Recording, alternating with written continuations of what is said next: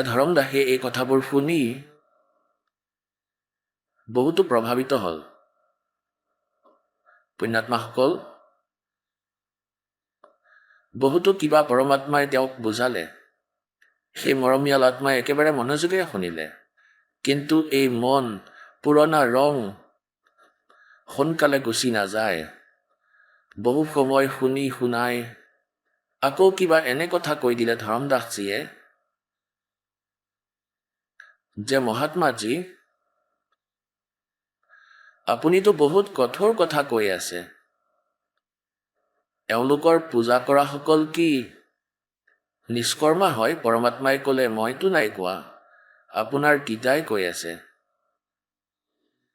কোৱা ভাৱ এইটোৱেই যে ধৰম দাসজীয়ে পুনৰাই পৰমাত্মাৰ বাক্যত অৰুচি ব্যক্ত কৰিলে। অৰুচি ব্যক্ত কৰাত পৰমাত্মা কবিৰ পৰমেশ্বৰজী পুনৰ অন্তৰ্ধান হৈ গ'ল। অন্তৰ্ধান হ'লত তেওঁ পুনৰ কান্দিবলৈ ধৰিল। আকৌ কান্দিবলৈ ধৰিলে আৰু ক'লে যে হে প্ৰভু, মোৰ ভুল হৈ গ'ল। ইমান ভাল জ্ঞান দিলে আৰু সকলো সঁচা প্ৰমাণ দিলে। এতিয়া কিয়নো আমি ইমান শ্ৰদ্ধালু হয়, আমি এইসকল ভগৱানক যি পূজা কৰিছিলোঁ, এওঁলোকৰ বিষয়ে আমি একো শুনাই পচন্দ নকৰিছিলোঁ কিছুদিনলৈ। কিন্তু পুণ্যাত্মাসকল, যদি কোনোবাই দন্তকথা শুনায়, নিজৰ মহিমা ব্যৰ্থ বনায়, তেন্তে সেয়া শুনিব নালাগে। সদগ্ৰন্থত লিখা প্ৰমাণক যি নামানে, সেইজন মানুহ ঠিক নহয়। এওঁলোকৰ বিষয়ে পৰমাত্মাই কয়, जानबूझ साची तजय करे झूठ तेने और ताकि संगत है प्रभु स्वप्न में बना दे। এয়া ভাবি পৰমাত্মা অন্তৰ্ধান হৈ গ'ল। এতিয়া ধৰমদাসৰ সন্মুখত আন্ধাৰ নামি আহিল। আৰু পুণ্যাত্মাসকল, যি পৰমাত্মাক সৰ্বসুখ দাতা বুলি কোৱা হয়, সেই পৰমাত্মা য'ত প্ৰকট হৈ যায়, কমপক্ষেও 100 কিলোমিটাৰ দূৰলৈকেতো শান্তি প্ৰকট হৈয়ে যায়। আৰু তেওঁতো এওঁৰ একেবাৰে লগতে বহি আছিল। যেনেকৈ কাৰোবাৰ হাতত গৰম পানী অথবা চাহ পৰি গ'লে তাত কিমান যন্ত্ৰণা হয়, আৰু তাৰ ওপৰত বৰফৰ টুকুৰা এটা ৰাখিলে কেনে অনুভৱ হয় যে ইয়াৰ ওপৰত একোৱেই নাই, শান্ত হৈ পৰে। এনে দশা হয় ভগৱান যেতিয়া তেওঁৰ ওচৰত থাকে। তেওঁৰ সিমানেই শান্তি লাগিছিলে। পৰমাত্মা আঁতৰ হোৱাৰ মাত্ৰই সি আকৌ যন্ত্ৰণা। যেনেকৈ ৰৈ ৰৈ ইফাল সিফালৰ কথা এয়াহে সেয়াহে এনেকুৱা কৰি দিওঁ, এয়া জুই হয়, সকলোৰে ভিতৰত চলি আছে, প্ৰাণী নিজৰ নিজৰ জুইত। এতিয়া সেই উপলব্ধি তেওঁৰ যি আনন্দ হৈ আছিলে সেয়া শেষ হৈ গ'ল। আৰু যি জ্ঞান তেওঁ পালে সেয়া প্ৰমাণিত। আৰু তথাপিও তেওঁ নিজৰ ভাগ্যত কান্দি আছে যে মই কেনেকুৱা দুষ্ট, মই ভগৱানক হেৰাই পেলালোঁ। এতিয়া আকৌ কান্দিব ধৰিলে। অৱশেষত ত্যাগ কৰিলে, উভতি যাব ধৰিলে নিজৰ ঘৰৰ ফালে। আৰু কি কোৱা হয়?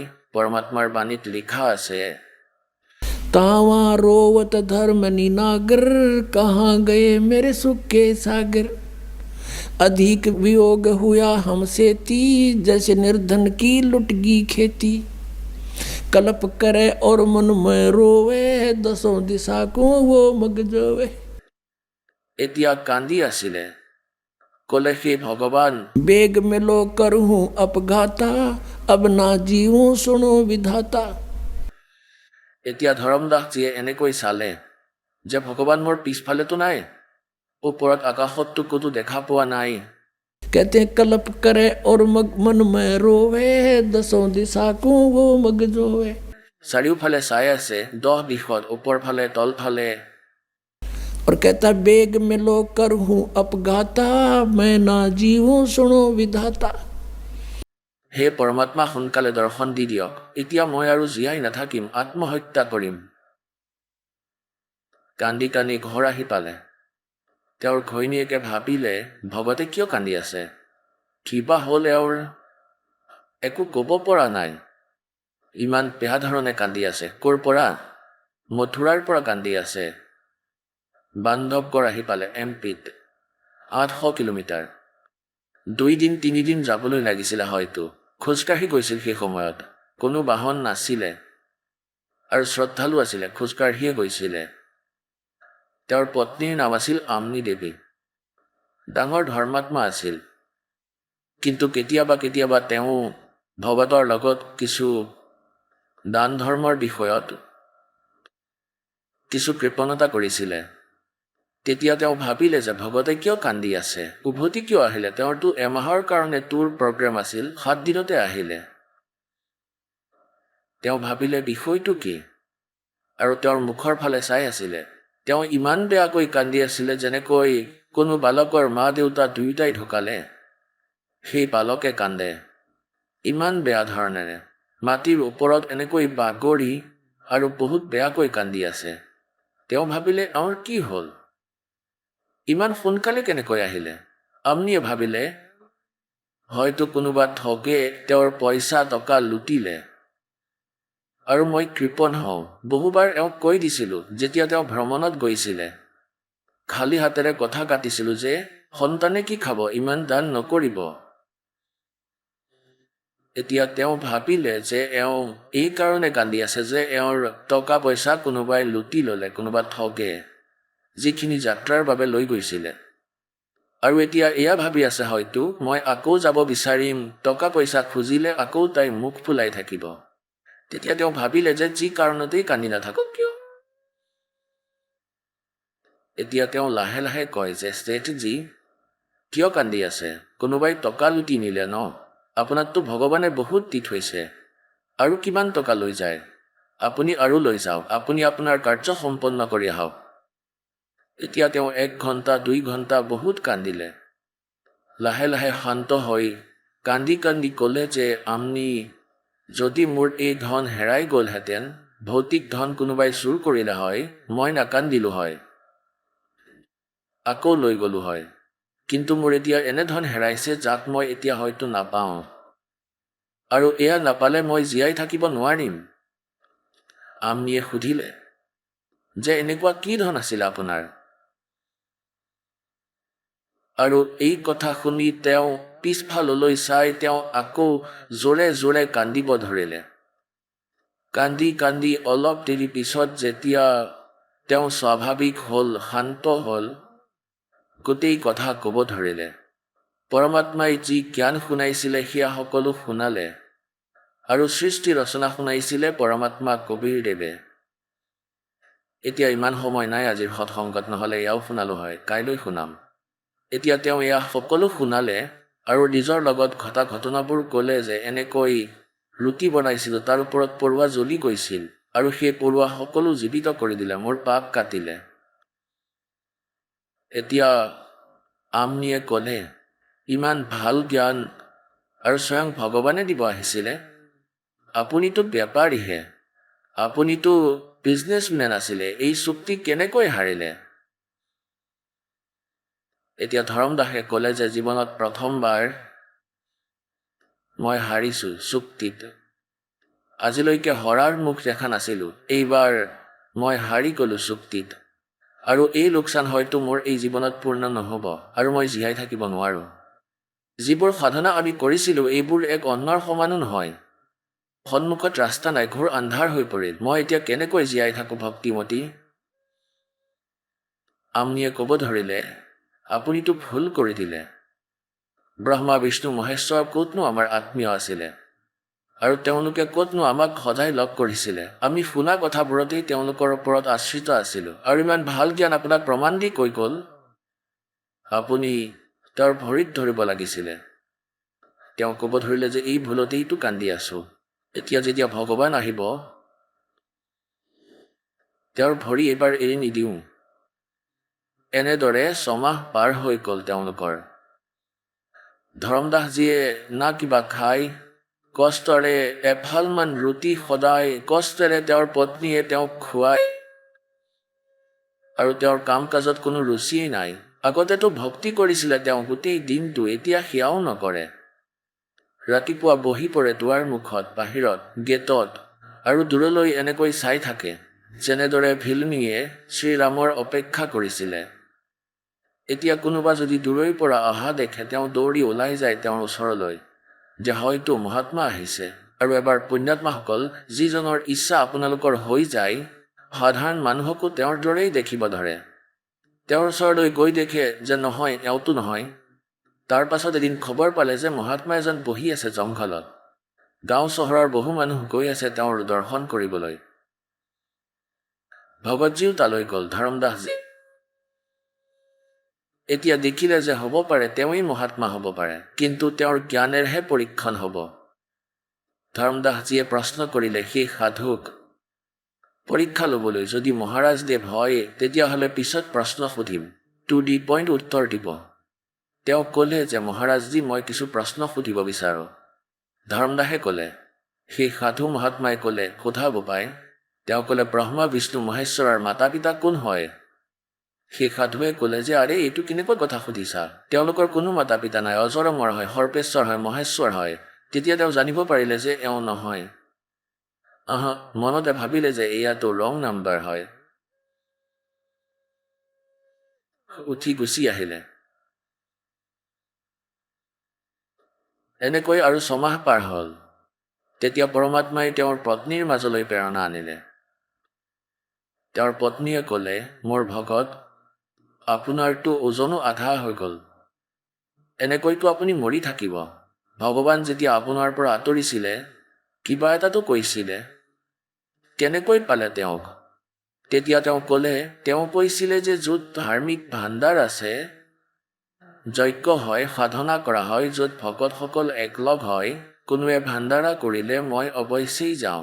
আৰু তেওঁলোকৰ সৈতে জ্ঞান চৰ্চা কৰিছিলে পৰমাত্মাই, যেনেকৈ ঋগ্বেদ মণ্ডল নম্বৰ 9 আৰু সূক্ত নম্বৰ 86 মন্ত্ৰ 26-27 পঢ়িছোঁ যে সেই পৰমাত্মা আমাৰ যজ্ঞত, ধাৰ্মিক যজ্ঞত বিদ্যুতৰ দৰে অধিক গতিশীল পদাৰ্থৰ দৰে আহি প্ৰাপ্ত হয়, গুপ্ত ৰূপত আহি বহি যায়।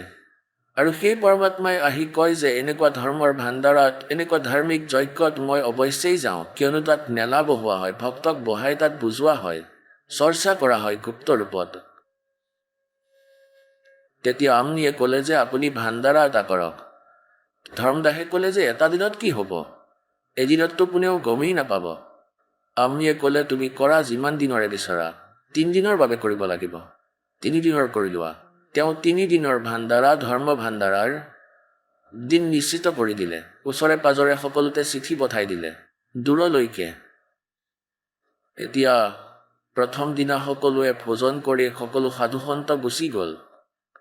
তেওঁতো নাহিল, চায়েই থাকিল। তেওঁৰ পত্নীয়ে সুধিলে যে মহাৰাজজী আহিলে নেকি মহাৰাজজী? ক'লে যে নাই, আজিতো নাহিলে। পিছদিনাখন আকৌ তেনেকুৱাই হ'ল। তৃতীয় দিনত আফটাৰনুন হৈ গ'ল। ভাণ্ডাৰা মানে ভোজন চলি আছে, সাধু সন্তই খাই বৈ গৈ আছে। এতিয়া ধৰ্মদাসজীয়ে ফাইনেল সিদ্ধান্ত ল'লে, কিয়নো তেওঁ আত্মাৰ আহ্বানহে শুনে, যে যদি আজি আপুনি নাহে, কালিলৈ আপোনাৰ এই দাস নাথাকিব সংসাৰত। এতিয়া জীয়াই থাকিব আৰু নোৱাৰো, মইতো আশা কৰিছিলোঁ যে আজি আহিব। অন্তৰৰ পৰা তেওঁ কয়, चिट्ठी पायल बजे पैर साहेब सुनता है सब लहर। অন্তৰ্যামী সকলো জানে। তেওঁ দেখিলে আজি ভগত মৰিব, এতিয়া আৰু নাবাচে, কিয়নো ফাইনেল সিদ্ধান্ত আছিলে এই ভাণ্ডাৰা সম্পূৰ্ণ হ'ব আৰু মই আত্মঘাত কৰিম। আকৌ ক'ব ধৰিলে, বেগ মেলো কৰো अपघाता, मैं ना जीऊं सुनो विधाता। उसी समय जब रहे ना 10-20 भगत 50-60 भोजन खा रहे थे महात्मा, এয়া সেই মহাত্মা যাৰ কথা কৈ আছিলোঁ এতিয়া।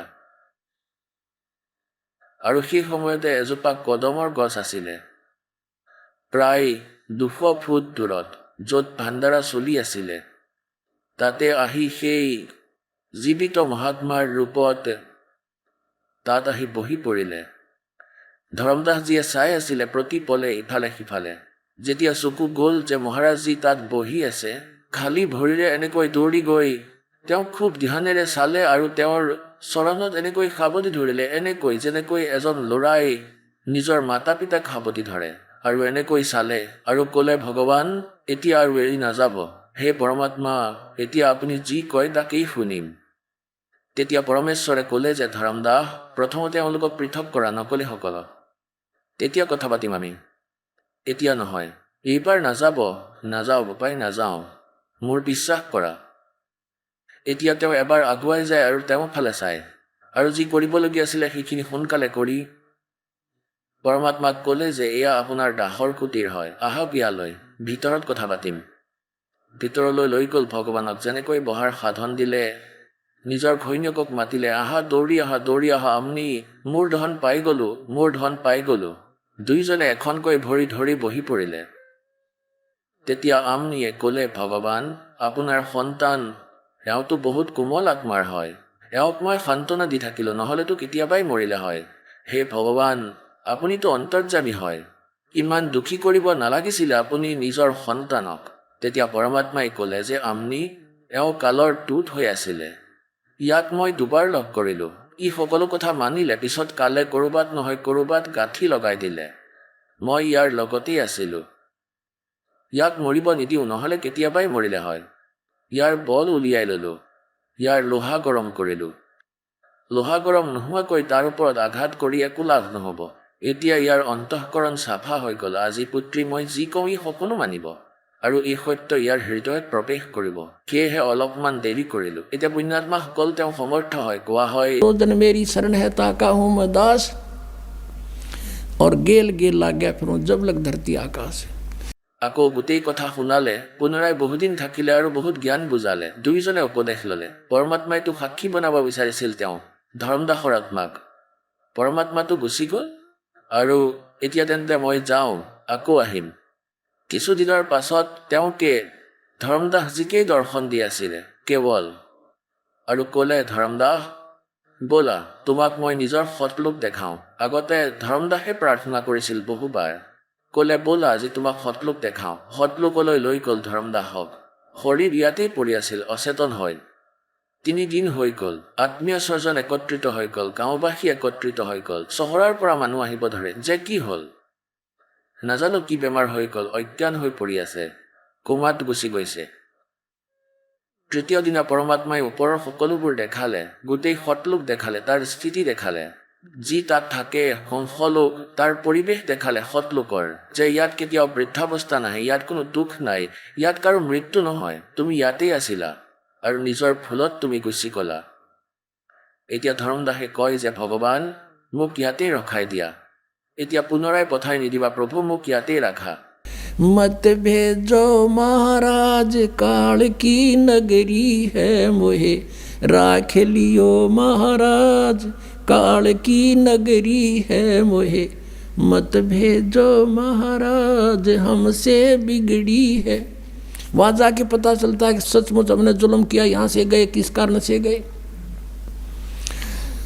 रो है, बहुत बुरा हाल कर दिया भगवान, वापस ना भेजो तो बहुत बूढ़ी स्थान है। तो परमात्मा ने कहा तो जा बेटा, यहाँ ऐसे नहीं आ जाता, नो तो मैं सारे ले आऊँ एक बार। তোমালোক নিজ ইচ্ছাৰে গৈছিলা, নিজ ইচ্ছাৰে উভতি আহিবা, আৰু ইমানেই ধনী হৈ আহিবা যিমান ধনী ইয়াৰ পৰা হৈ গৈছিলা। যিমান ধনী তুমি ইয়াত আছিলা ভক্তিৰ শক্তিৰ তলতো সিমানেই গোটাব লাগিব। ইয়াৰ বাবে মই এটা মন্ত্ৰ দিম, তুমি যোৱা তালৈ, আৰু মন্ত্ৰ দিম সৎনামৰ, ইয়াৰ স্মৰণ কৰিবা, ইয়াৰ ভক্তিৰ ধনেৰে তুমি পুনৰ ঘূৰি আহিবা। এনেকৈ নহ'ব বোপাই। তৃতীয় দিনা যেতিয়া পুনৰ আত্মা এৰি দিলে, তেতিয়া তেওঁ সাৰ পালে, তেতিয়া তেওঁ গম পালে যে ভগৱানটো সেই কাশীত থাকে, সৎলোকত গৈ গম পালে। তাৰ পৰা খোজকাঢ়ি ৰাওনা হ'ল, বেনাৰসত গৈ পালে ৰামানন্দ দেৱৰ ওচৰলৈ। তেওঁৰ পৰা গম পালে যে কবিৰ মোৰ শিষ্য হয়, কিন্তু মোৰ গুৰুও হয়। তেতিয়া মালিকক তাত লগ পালে, তেতিয়া আকৌ ক'লে যে হে ভগৱান, আপুনি মোৰ চকু খুলি দিলে পৰমাত্মা, দীক্ষা দিয়ক পুনৰ। নতুনকৈ মালিকে উপদেশ দিলে, সৎ নাম দিলে, এওঁক মুক্তি দিলে, সাৰ নাম দিলে, আৰু তেওঁৰ কল্যাণ কৰিলে।